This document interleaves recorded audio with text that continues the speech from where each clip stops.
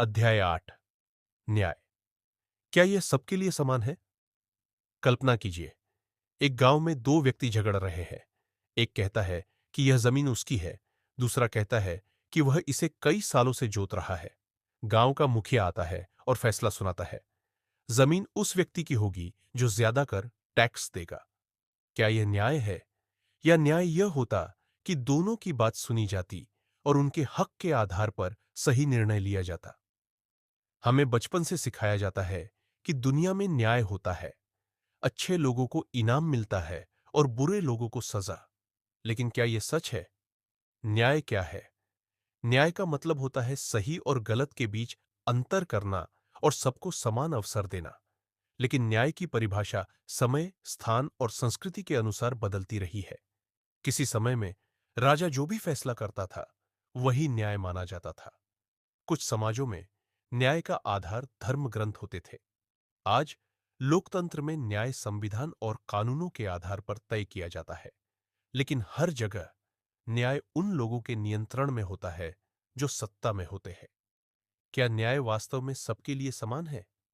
अगर न्याय सभी के लिए समान होता, तो अमीर और गरीब को समान सजा मिलती। लेकिन क्या ऐसा होता है?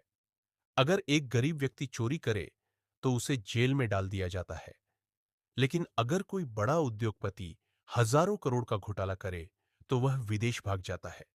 एक आम व्यक्ति अगर टैक्स न दे, तो उस पर कड़ी कार्रवाई होती है। लेकिन बड़े कारोबारी टैक्स बचाने के कानूनी तरीके निकाल लेते हैं। तो क्या न्याय सिर्फ एक कल्पना है जिसे ताकतवर लोग अपने हिसाब से बदलते हैं? इतिहास में न्याय का खेल। इतिहास गवाह है कि कई बार न्याय का इस्तेमाल सत्ता को बचाने के लिए किया गया है, न कि आम लोगों को समान अधिकार देने के लिए। ब्रिटिश शासन। अंग्रेजों ने कई ऐसे कानून बनाए जिनसे भारतीयों को दबाया जा सके। रॉलेट एक्ट ऐसा ही एक अन्यायपूर्ण कानून था। जाति प्रथा। सदियों तक कुछ जातियों को कानूनी रूप से दूसरे से कमतर माना गया। महिलाओं के अधिकार। कई समाजों में महिलाओं को शिक्षा, संपत्ति और वोट देने के अधिकार से वंचित रखा गया। इसका मतलब यह हुआ कि जो लोग सत्ता में थे, उन्होंने न्याय को अपने हिसाब से बदला। क्या अदालतें सच में न्याय करती हैं? कहा जाता है कि न्याय अंधा होता है। लेकिन क्या यह सच है? अगर किसी गरीब को सजा होती है, तो उसके पास महंगे वकील रखने की सुविधा नहीं होती। अमीर लोग अच्छे वकील और पैसे के दम पर सजा से बच सकते हैं। कई मामलों में न्याय मिलने में इतने साल लग जाते हैं कि वह बेमतलब हो जाता है। भारत में ही ऐसे लाखों मामले हैं जो 10 से 20 साल से अदालतों में लटके हुए हैं। जिन लोगों ने अपराध किया, वे अब खुलेआम घूम रहे हैं। तो सवाल यह उठता है, क्या न्याय वाकई निष्पक्ष है? आधुनिक न्याय व्यवस्था के सामने चुनौतियां। आज न्याय केवल कानून के आधार पर नहीं मिलता, बल्कि इस पर भी निर्भर करता है कि कौन कितना प्रभावशाली है। वट पैसे का असर। बड़े लोग महंगे वकील रख सकते हैं, लेकिन गरीबों को सरकारी वकील मिलते हैं जो ज्यादा केस लड़ते हैं और कम समय दे पाते हैं। दो, राजनीतिक हस्तक्षेप। कई बार सरकारें अपने हिसाब से न्याय प्रणाली को प्रभावित करने की कोशिश करती है।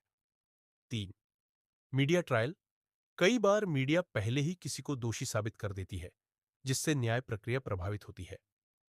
चार, धीमी प्रक्रिया। भारत जैसे देशों में करोड़ों मुकदमे लंबित है, जिससे न्याय मिलने में इतना समय लग जाता है कि वह बेमानी हो जाता है। तो अगर न्याय इतना कमजोर है, तो हम इसे कैसे सुधार सकते हैं? क्या आदर्श न्याय प्रणाली संभव है? अगर हमें एक निष्पक्ष और समान न्याय प्रणाली चाहिए, तो इसमें कुछ बदलाव जरूरी है। एक, तेजी से न्याय दिलाने की व्यवस्था बने, ताकि पीड़ित को समय पर न्याय मिले। दो, आर्थिक स्थिति का प्रभाव कम हो, अमीर और गरीब को समान रूप से कानूनी सहायता मिले। थ्री, राजनीति और कानून अलग रहे, सरकारें अदालतों पर दबाव न बना सके। चार, आधुनिक तकनीक का इस्तेमाल हो, ताकि मुकदमों का निपटारा जल्द हो सके। अगर ये चीजें लागू की जाए, तो न्याय व्यवस्था वाकई निष्पक्ष हो सकती है। निष्कर्ष। न्याय एक आदर्श है, लेकिन यह हमेशा समान नहीं होता। न्याय एक महान विचार है, लेकिन हकीकत में यह कई बार भेदभाव से भरा होता है। न्याय प्रणाली का नियंत्रण अक्सर ताकतवर लोगों के हाथ में होता है। गरीब और अमीर के लिए अलग अलग न्याय होता है। अगर न्याय मिलने में देर हो जाए तो वह बेकार हो जाता है। इसलिए असली न्याय तभी संभव है जब लोग जागरूक हों, कानून निष्पक्ष हो और न्यायपालिका स्वतंत्र हो। क्योंकि अगर न्याय केवल किताबों में रहेगा और असल जिंदगी में नहीं मिलेगा तो समाज कभी भी सही मायनों में बराबर नहीं हो सकता।